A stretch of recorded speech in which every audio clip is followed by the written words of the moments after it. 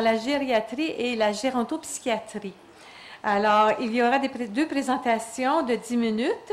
Et ceci, l'objectif, c'est de vous présenter les services de gériatrie et de psychogériatrie ou gérontopsychiatrie qui sont offerts dans la région afin de mieux servir nos aînés francophones. La première personne, c'est Mme Lynn Marcil, qui est ergothérapeute, évaluatrice en gériatrie, qui a une maîtrise en ergothérapie de l'Université d'Ottawa, qui a 25 ans d'expérience en gériatrie dans différentes institutions, dont 17 ans avec l'équipe d'évaluation gériatrique. Elle va vous expliquer ce que c'est. La prochaine personne est Mme Jennifer Kavanagh, qui est également ergothérapeute, gestionnaire clinique, diplômée de l'Université d'Ottawa et qui a 20 ans d'expérience en santé mentale et en gériatrie en communauté et différentes institutions. Alors, premièrement, je vais vous présenter Lynn Marcil, suivie de Mme Jennifer Kavanagh. Je vous prends la parole. Bonjour, merci beaucoup de l'invitation.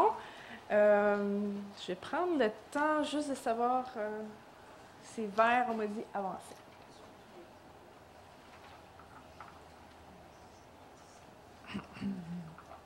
OK, je pense qu'on a manqué une. OK, je vais juste voir l'autre. OK. Donc, premièrement, je vais vous parler de l'équipe d'évaluation gériatrique et en fait, qui on est. Qui sommes-nous? On est le volet communautaire du programme régional gériatrique de l'Est de l'Ontario. On se trouve à être le point d'entrée pour les services spécialisés en gériatrie. Donc, dans notre équipe, on a plusieurs professionnels de la santé. Donc, on a des physiothérapeutes, ergothérapeutes, infirmières, travailleurs sociaux, mais tous les professionnels de la santé vont jouer le même rôle auprès de la personne. Et on accepte les demandes d'évaluation de toutes les personnes de la communauté. Donc, le client lui-même, sa famille, le médecin de famille, les partenaires qui travaillent dans les urgences. On accepte aussi les références de ma collègue ici, Jennifer. Donc, avec le consentement du client, vous pouvez référer qui vous voulez. Donc, l'équipe offre des services en français et en anglais, donc dans les deux langues officielles. Puis, on offre aussi des services d'interprétation si la personne ne parle ni français ni anglais. OK?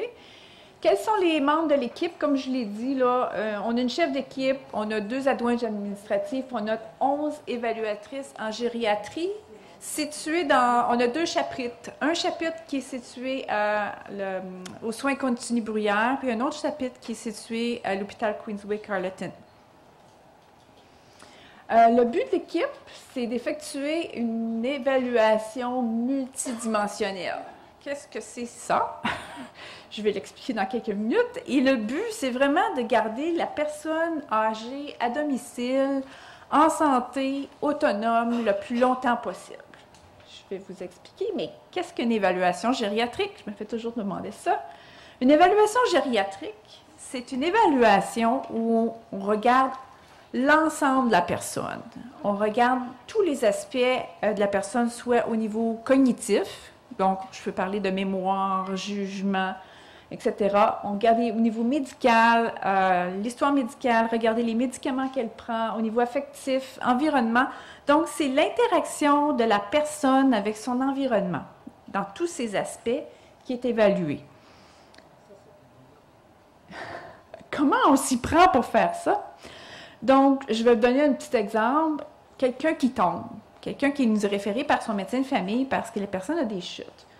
Qu'est-ce que je vais faire, moi, comme évaluatrice en gériatrie? Je vais regarder les différentes composantes qui peuvent affecter une personne qui tombe. Donc, je vais évaluer sa mobilité. Je vais évaluer aussi son niveau fonctionnel. Je vais évaluer son environnement, puis son environnement physique, psychologique, social, économique, pour voir s'il n'y a pas une raison pour laquelle cette personne-là tombe. Puis après ça, mon rôle, c'est de la référer au service approprié. Donc, le bon service, la bonne personne, référée au bon endroit. Suite à mon évaluation, ce que je regarde, c'est est-ce que les problèmes que j'ai vus sont réversibles ou non réversibles?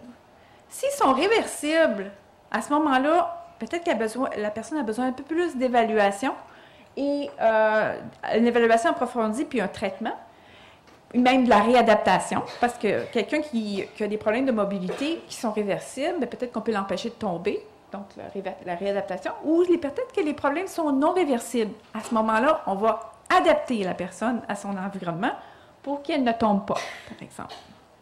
Je sais, je pourrais parler plus longtemps, là, mais j'ai juste 10 minutes. C'est un bon exemple. Alors, c'est quoi l'avantage pour la personne et pour le professionnel de la santé en soins primaires de référer pour une évaluation gériatrique? Vraiment, pour la personne, c'est l'optimisation de sa santé. Parce que maintenant, on a des évaluatrices en gériatrie qui sont aussi intégrées dans les soins primaires, c'est-à-dire dans les différentes cliniques où vous avez votre médecin de famille. Et le but, vraiment, c'est d'identifier les problèmes gériatriques beaucoup plus tôt qu'on l'a toujours fait. Donc, on veut voir les risques, quelqu'un qui est à risque de chute, quelqu'un qui est à risque de développer des problèmes de mémoire parce qu'ils ont des problèmes vasculaires ou qui ont une histoire ou une historique dans la famille où les gens ont des démences, par exemple. Donc, on essaie de travailler avec les gens un peu plus tôt. Donc, comme j'ai dit, il y a des évaluatrices qui sont intégrées dans certaines cliniques médicales. Donc, optimisation de la santé, optimisation aussi du soutien de la personne dans son propre environnement. Puis, au niveau des professionnels de la santé, c'est d'améliorer la collaboration avec les services gériatriques. Parce que souvent, là, les services gériatriques sont perçus comme des services qui sont dans un hôpital, difficiles d'accès. Donc, l'équipe d'évaluation gériatrique, en fait, c'est le lien entre la personne dans la communauté et les services spécialisés situés en soins hospitaliers. On fait aussi des recommandations médicales qui sont adaptées pour la personne au médecin de famille.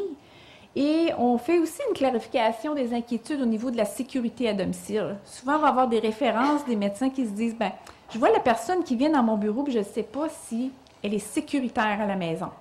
Donc, une façon de voir ça, c'est une évaluation gériatrique. Et c'est sûr que quand on évalue toutes sortes de composantes, on se trouve à rapporter un grand nombre d'informations qui sont colligées dans un rapport qui est envoyé à la personne qui a référé. Mais quand est-ce qu'il faut référer quelqu'un à notre équipe? Donc, on réfère quelqu'un chez nous quand il y a des changements. Okay? Quand il y a un changement important au niveau des troubles cognitifs, par exemple. La personne qui commence à s'apercevoir qu'il y a des changements au niveau de sa mémoire, ça, c'est une bonne raison. Comme je l'ai dit tout de suite, la mobilité chute, ou une personne qui a eu peut-être une infection l'hiver passé, puis, bon, elle a commencé à marcher un petit peu moins, puis elle est un petit peu moins active, elle vient moins à vos réunions.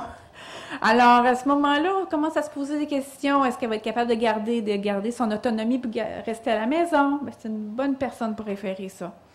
Une autre raison, c'est quelqu'un qui prend plusieurs médicaments puis qui peut affecter le problème au niveau de sa vie quotidienne.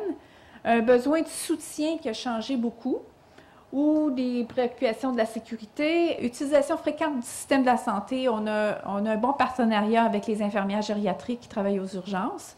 Donc, les gens qui fréquentent beaucoup le système de santé, des bons clients pour nous. Puis, quelqu'un qui présente avec des problèmes médicaux qui sont complexes. C'est-à-dire, parfois, on peut avoir plusieurs spécialistes, mais la difficulté, c'est de permettre à ces spécialistes-là de communiquer entre eux ou bien de voir l'ensemble des problèmes de la personne.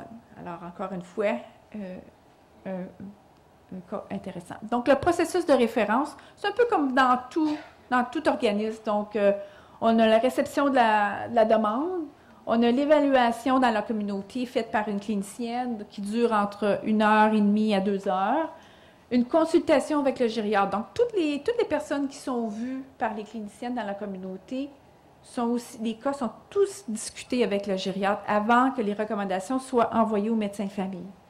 Par la suite, il y a des recommandations qui sont faites, donc, on réfère aux soins spécialisés en gériatrie, mais aussi on réfère à nos partenaires de la communauté, les soins, par exemple, on peut référer au casque, on peut référer à l'équipe de gérontopsychiatrie, au service communautaire. Dans le fond, on joue un peu le rôle on parlait tout à l'heure de navigateur dans le système, là. On va diriger la personne vers les services appropriés. Et il va y avoir un rapport d'écrit envoyé au médecin de famille, à la personne qui réfère. Et le rapport aussi va être mis sur le système électronique OASIS, qui qui fait partie de l'hôpital d'Ottawa, donc accessible à plusieurs des médecins dans la communauté et aussi accessible à plusieurs spécialistes. En résumé, s'il y avait une chose que je voudrais vous retenir à propos de notre équipe, c'est notre rôle, c'est vraiment de s'assurer qu'on sait pourquoi il y a des nouveaux problèmes chez quelqu'un. Il y a beaucoup d'organismes qui vont offrir des services. On n'est pas dans ce niveau-là. On n'offre pas de services. On se demande pourquoi est-ce que cette situation-là arrive. Puis on veut savoir, est-ce qu'on a dit tout à l'heure, est-ce qu'il y a une possibilité de réversibilité ou si ce n'est pas réversible, à ce moment-là, on va offrir les services appropriés. Puis, tout le monde peut référer à l'équipe, que ce soit la famille, le client. On n'a pas besoin de référence médicale comme telle, mais le médecin de famille va être au courant de la référence. Et vous pouvez nous téléphoner en tout temps si vous n'êtes pas certain peut-être qu'on est une bonne source d'information pour vous. Le numéro de téléphone. Oh, je pense que j'ai fait en 10 minutes.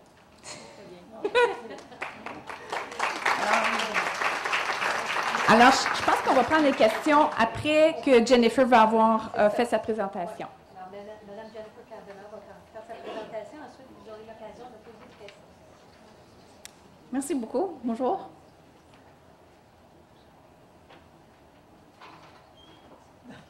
La magie. Oh, voilà. Merci beaucoup. J'aimerais vous présenter nos services aujourd'hui. Je viens des services communautaires de gérontopsychiatrie d'Ottawa. Nos bureaux sont à l'hôpital Bruyère, mais la majorité de nos services sont offerts dans la communauté.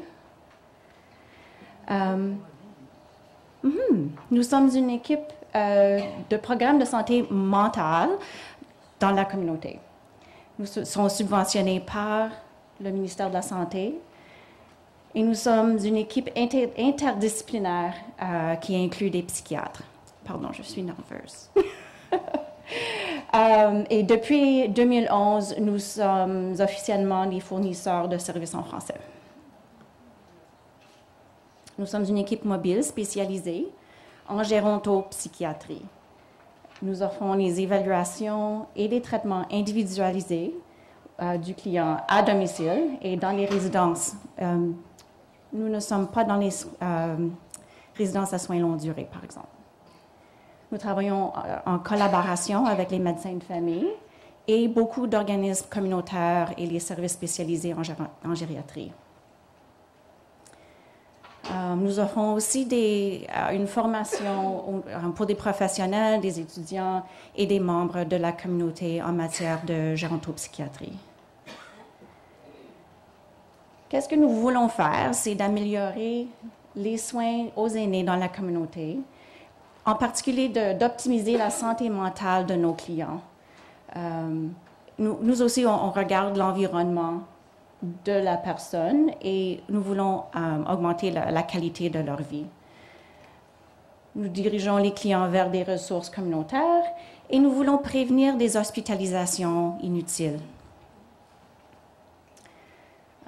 Et encore, il y a un rôle d'offrir d'un soutien et de formation aux clients, à leurs familles, aux aidants naturels concernant les problèmes. Nos clients sont âgés de 65 ans ou plus, qui présentent avec des problèmes psychiatriques, étant la dépression, l'anxiété, des psychoses. Nous voyons aussi des personnes âgées de 65 ans ou plus qui souffrent d'une démence accompagnée de problèmes de comportement ou des symptômes psychologiques. Et c'est ça vraiment un clé. Nous ne sommes pas vraiment un programme de dépistage de problèmes cognitifs, c'est vraiment là où il y a des problèmes de comportement. Nous allons voir quelqu'un qui a moins de 65 ans si ils ont un diagnostic confirmé d'Alzheimer ou une démence frontotemporale accompagnée de problèmes de comportement. Oh, et nous sommes un peu différents que le programme Aline. Nous autres, ça prend une demande signée par le médecin. Puis en effet, 45% de nos demandes viennent des médecins de famille et 30% de nos demandes viennent de la part des services spécialisés en gériatrie. Il y a d'autres personnes avec qui nous travaillons aussi. Qui sommes-nous? Nous avons une directrice générale, Vicky Demers, une directrice médicale qui est une de nos psychiatres. Aujourd'hui, c'est Linda Gobassi. La gestionnaire clinique, c'est moi. Nous avons 3 psychiatres qui nous donnent l'équivalent de 2.0 postes à temps plein. Nous avons une équipe de gestionnaires de cas qui sont des infirmières, des travailleurs sociaux et des ergothérapeutes, mais ils font toute la même évaluation et le même travail à domicile avec nos clients. Nous avons aussi une consultante en ressources psychogériatriques et c'est elle qui fait beaucoup de l'éducation dans la communauté avec nos partenaires et en résidence pour les personnes âgées aussi. Et nous serons perdus sans nos secrétaires médicales. Voilà. Notre offre active de services en français. Présentement, nous avons 68% de nos gestionnaires de cas qui sont bilingues. Toutes nos secrétaires sont bilingues et 2 sur 3 de nos psychiatres sont bilingues. Alors, nous sommes capables d'offrir activement des services en français pour les personnes qui le veulent. L'année passée, 18% de nos clients étaient identifiés comme francophones. Que faisons-nous? Nous avons une approche centrée sur le client. Nous essayons de vraiment engager nos patients, de participer dans leurs soins. Et nous sommes sensibilisés aux besoins uniques de la personne aînée. Nous sommes bilingues, nous offrons des conférences de cas aux besoins et nous connaissons vraiment quelles sont les ressources et les services dans la communauté pour aider. Nous voulons établir un diagnostic psychiatrique et offrir un suivi attentif et des traitements pharmacologiques, mais aussi donner une formation et un soutien à la famille pour nos clients au sujet concernant les problèmes psychiatriques. Et souvent, nos clients ont de la difficulté ou hésitent à accepter des services. Et c'est vraiment un point fort de notre service, c'est de faciliter, d'encourager, de supporter l'acceptation des services à domicile.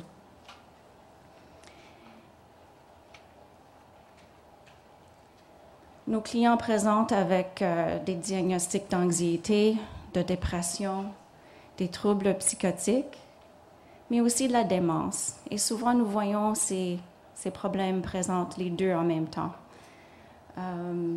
Nous avons une grande partie de nos clients présentent avec la maladie d'Alzheimer ou les autres démences, étant comme une démence frontotemporale et une démence Lewy body.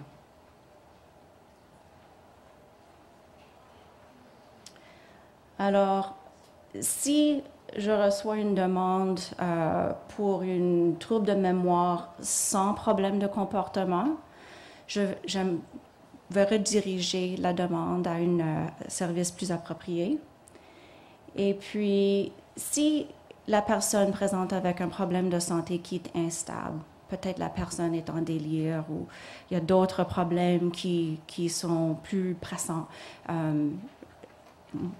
on va parler plutôt avec le médecin de famille pour s'assurer que les problèmes médicaux sont adressés, sont stables avant d'évaluer ou traiter des problèmes psychiatriques.